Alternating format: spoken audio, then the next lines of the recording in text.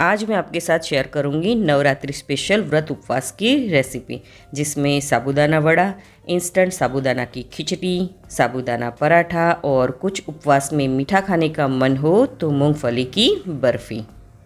तो चलिए आज की ये बहुत ही टेस्टी और बहुत ही मज़ेदार रेसिपी शुरू करते हैं। नई रेसिपी सीखने के लिए मेरी चैनल को सब्सक्राइब करें और बाजू में दी गए हुए बेल आइकन को ज़रूर से दबाएं ताकि नई रेसिपी की नोटिफिकेशन आपको सबसे पहले मिले। सबसे पहले हम बनाएंगे साबूदाना वड़ा। साबूदाना वड़ा बनाने के लिए सबसे पहले हम साबूदाना को भिगो लेते हैं। यहाँ पे मैंने आधा कप साबूदाना लिया है। इस नाप से आप 10 से 12 साबूदाना के वड़े बना सकते हो। अब साबूदाना में हम पानी ऐड करेंगे। साबूदाना को हमें 2 से 3 पानी से अच्छे से वॉश कर लेना है। मैंने यहाँ 3 पानी से अच्छे से साबूदाना को वॉश कर लिया है। अब हम उसमें 2 से 3 टेबलस्पून जितना पानी डालेंगे। ज़्यादा पानी हमें नहीं डालना है वरना साबूदाना एकदम चिपचिपे हो जाएंगे। अब ढक्कन लगाकर कम से कम 2 से 3 घंटे तक हम इसे भिगोने के लिए रख देंगे। जब तक हमारे साबूदाने सोख होते हैं तब तक हम मूंगफली को रोस्ट कर लेते हैं। पैन को मैंने पहले से ही गर्म करने को रख दिया था। अब हम उसमें 1/3 कप कच्ची मूंगफली डालेंगे और गैस की फ्लेम को हम लो पर रखेंगे और मूंगफली को हम रोस्ट कर लेते हैं। गैस की फ्लेम को हमें हाई पर नहीं रखनी है वरना मूंगफली अंदर से कच्ची रहेगी और बाहर का जो लेयर है वो जल जाएगा। रोस्ट की हुई मूंगफली का टेस्ट साबूदाना वड़ा में बहुत ही अच्छा आता है। तो आप देख सकते हो कि मूंगफली अच्छे से रोस्ट हो चुकी है। अब गैस को हम बंद कर देंगे और मूंगफली को हम एक प्लेट में निकाल लेते हैं। तो ये देखिए मूंगफली अच्छे से रोस्ट हुई है। इसके छिलके भी आसानी से निकल जाते हैं। अब मूंगफली को हम हल्का सा ठंडा होने देंगे और उसके सारे छिलके हम निकाल लेंगे। तो आप देख सकते हो कि मैंने मूंगफली के सारे छिलके निकाल लिए हैं। अब इन मूंगफली को हम दरदरा कूट लेते हैं। आप चाहो तो मूंगफली को मिक्सर में भी क्रश कर सकते हो, लेकिन दरदरा मूंगफली का चूरा साबूदाना वड़े में बहुत ही अच्छा लगता है। तो आप देख सकते हो कि मैंने मूंगफली को अच्छे से कूट ली है। इसे हमें पाउडर जैसी नहीं रखनी है, मूंगफली को हमें दरदरा कूटना है। ये देखिए इस तरह से। अब मूंगफली के चूरे को हम साइड में रख देते हैं और साबूदाना हमारा अच्छे से सोख हुआ है कि नहीं वो चेक कर लेते हैं।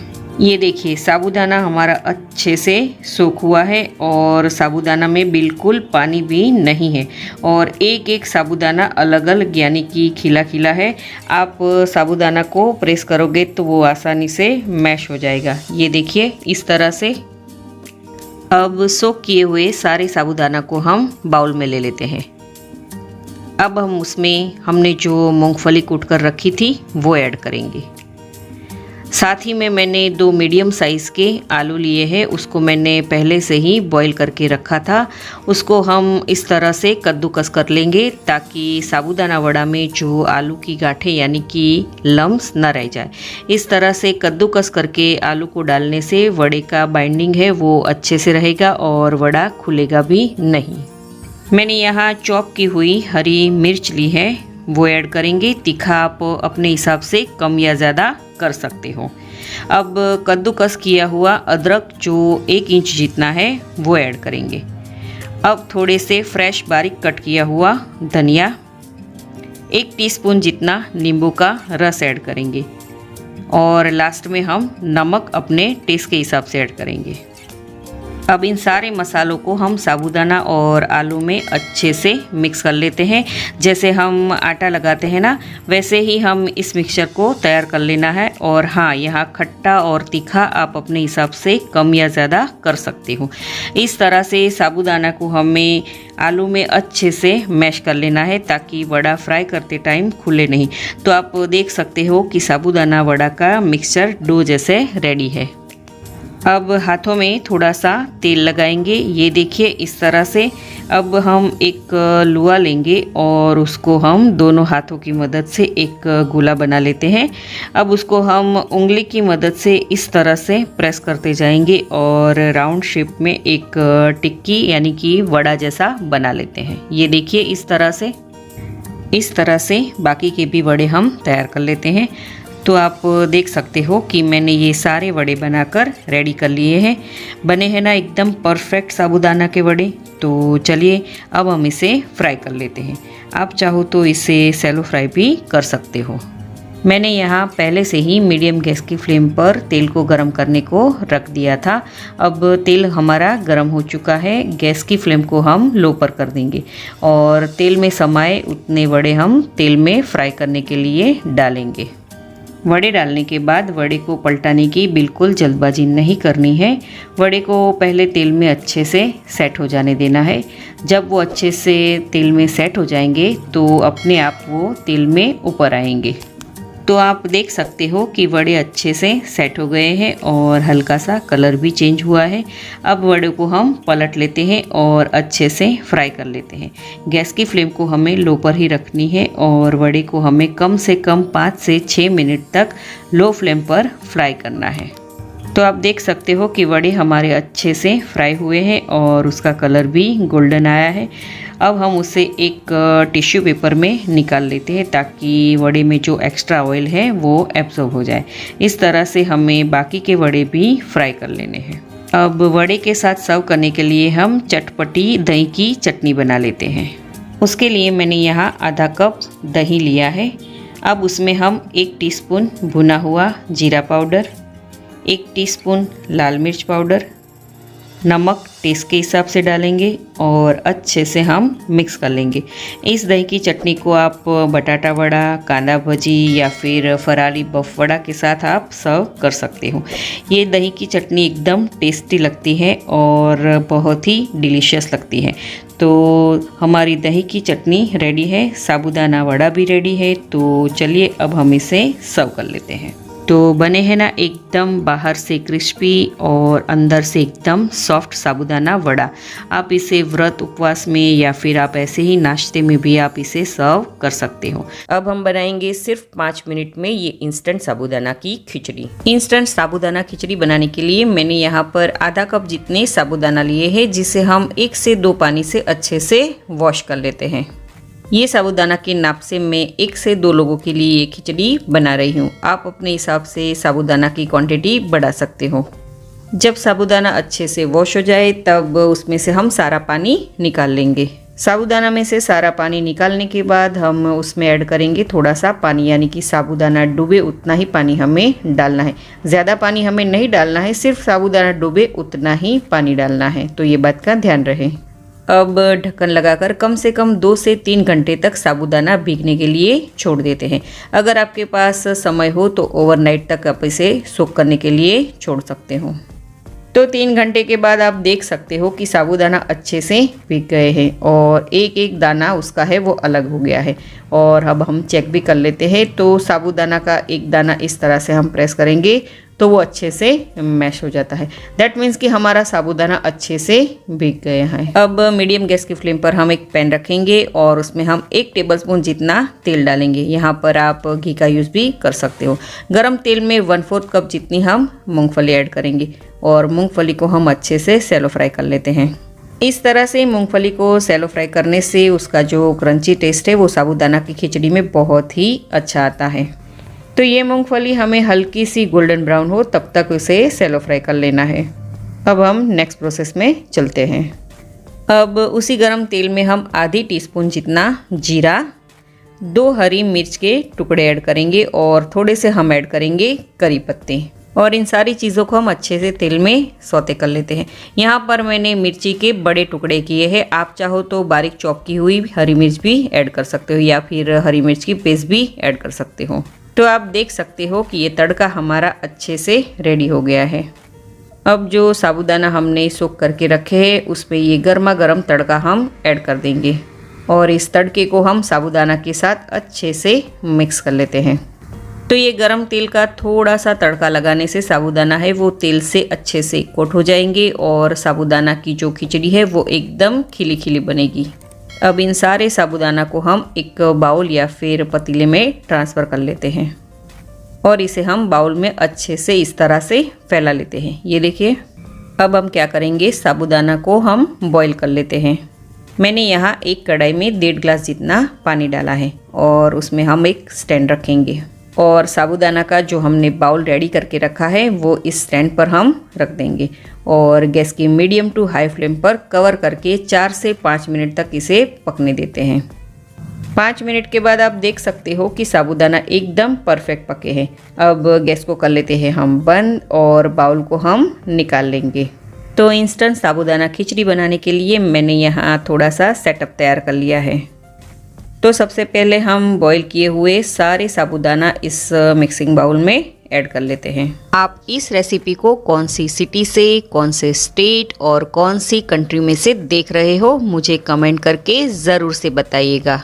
अब मैंने यहाँ पर एक मीडियम साइज़ का बॉईल किया हुआ आलू लिया है, जिसके मैंने छोटे छोटे टुकड़े किए हैं, वो ऐड कर लेते हैं। अब हमने जो मूंगफली को सैलो फ्राई करके रखा था वो डालेंगे। थोड़े से हम ऐड करेंगे अनार के दाने। आपको जितना पसंद हो उतना अनार के दाने इसमें डालिएगा। अब 1 टीस्पून जितना कश्मीरी लाल मिर्च पाउडर और उसी के साथ हम ऐड करेंगे स्वाद अनुसार नमक। मैंने यहाँ सेंधा नमक लिया है। 1 टीस्पून जितनी पिसी हुई चीनी, बाहर की खिचड़ी में पिसी हुई चीनी का यूज़ किया जाता है। साथ ही में हम ऐड करेंगे 1/4 टीस्पून जितना काली मिर्च का पाउडर, 1 टेबलस्पून जितना नींबू का रस और लास्ट में हम ऐड करेंगे फ्रेश बारीक कट किया हुआ हरा धनिया।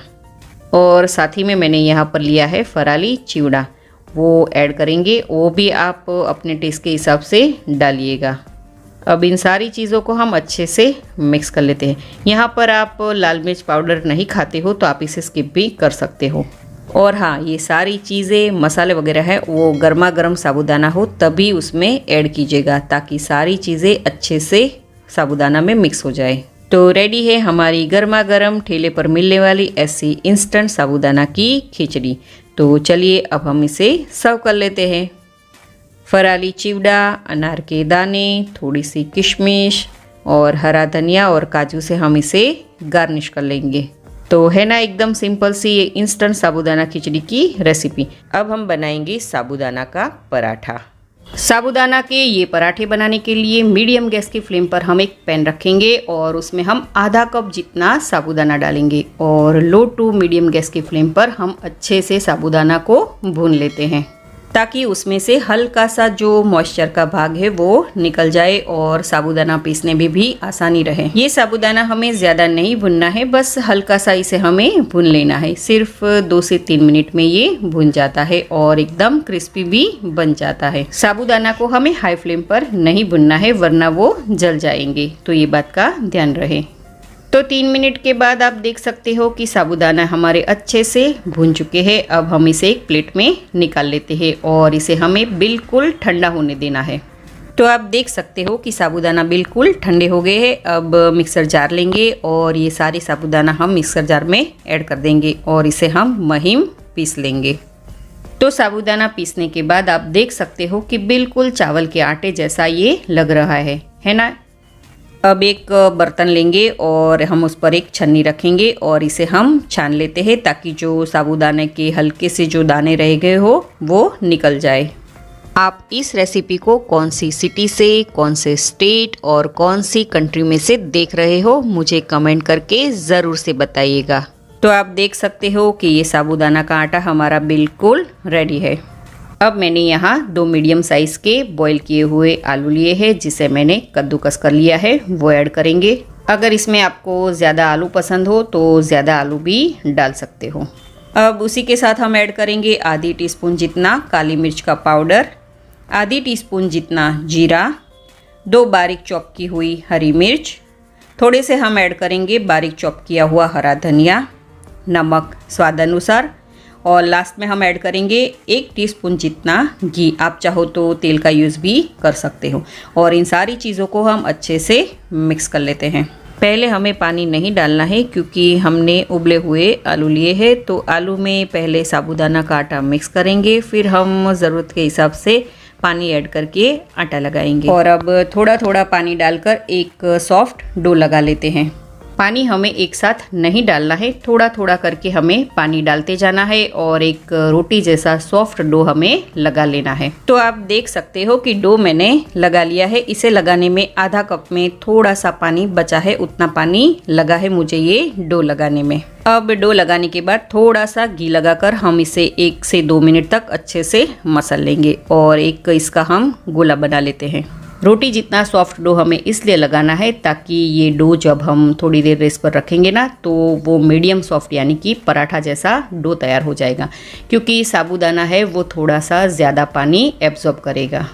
अब डो को हम ढककर कम से कम 10 मिनट तक का रेस्ट दे देते हैं ताकि जो डो हमारा है वो अच्छे से सेट हो जाए। 10 मिनट के बाद आप देख सकते हो कि डो हमारा अच्छे से सेट हो गया है। अब हल्का सा हम इसे मसल लेते हैं और उसमें से हम थोड़ा सा आटा लेंगे और उसका हम एक पेड़ा बना लेते हैं। तो इस तरह से हमें सारे पेड़े बनाकर भी रेडी कर लेने हैं। अब मैंने ये साबूदाना का थोड़ा सा आटा मैंने बचा के रखा था और उसमें हम ये इस लोहे को इस तरह से कोट कर लेते हैं और पराठा जैसे हम इसे बेल लेंगे। ये बेलते टाइम उसकी बॉर्डर है वो टूटती जाएगी, आप इसे सेट करते जाइए और अच्छे से बेलते जाइए। तो ये लीजिए हमारा ये पराठा बनकर रेडी है ना, एकदम आसान। अब मीडियम गैस की फ्लेम पर एक तवा रखेंगे और तवे को हम अच्छे से गर्म कर लेते हैं। तवा गर्म होने के बाद पराठा हम तवे में डाल देंगे और हल्का सा ये पराठा एक साइड से पक जाए तब उसे हम पलटा लेंगे और उस पर हम थोड़ा सा घी या फिर तेल लगा देंगे। यहाँ पर मैंने घी लगा है, आप चाहो तो तेल का भी इस्तेमाल कर सकते हो। अब उसे हम उलट पुलट कर अच्छे से घी लगाते जाएंगे और अच्छे से सेकते जाएंगे। पराठे को हमें दोनों साइड से गोल्डन ब्राउन हो तब तक हमें उसे सेक लेना है। तो आप देख सकते हो कि ये पराठा हमारा बनकर रेडी है। अब इसे हम एक प्लेट में निकाल लेते हैं। तो इसी तरह से हमें सारे पराठे बनाकर रेडी कर लेने हैं। तो रेडी है हमारे गर्मा गर्म ये साबूदाना के पराठे। आप इसे दही या फिर खट्टी मीठी आलू की सब्ज़ी के साथ, रायते के साथ भी सर्व कर सकते हो। अब हम बनाएंगे मूंगफली की बर्फ़ी। मैंने यहाँ 1 कप रोस्टेड मूंगफली ली है। गर्मी रही कोई सी भी कटोरी का नाप आप सेट कर सकते हो, जिसके मैंने छिलके भी निकाल लिए हैं। नाप से कहूँ तो 150 ग्राम जितनी मूंगफली है।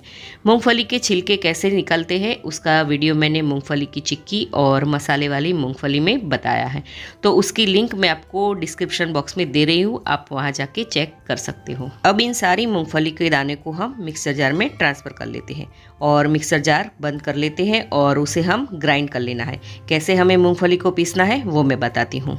मिक्सर को हमें पल्स मोड पर ऑन ऑफ करते जाना है और हमें इसे 3 से 4 बार करना है। इस तरह से मूंगफली को हमें पीस लेना है। तो आप देख सकते हो कि मूंगफली हमारी अच्छे से पीस चुकी है और उसमें से तेल भी नहीं निकला है और मूंगफली का चूरा एकदम खिला खिला है। तो ये देखिए क्रश की हुई मूंगफली हमारी रेडी है।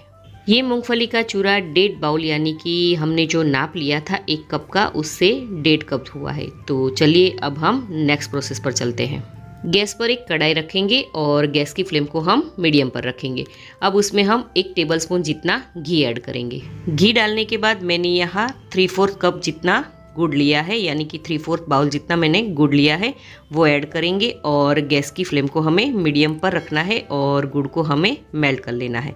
1.5 बाउल के सामने मैंने यहाँ 3/4 बाउल जितना गुड़ लिया है। मीठा आप अपने हिसाब से कम या ज़्यादा कर सकते हो, मगर ये नाप परफेक्ट है। गुड़ को हमें मेल्ट कर लेना है और हल्का सा बबल्स आने लगे तब तक गुड़ को हमें पकाना है।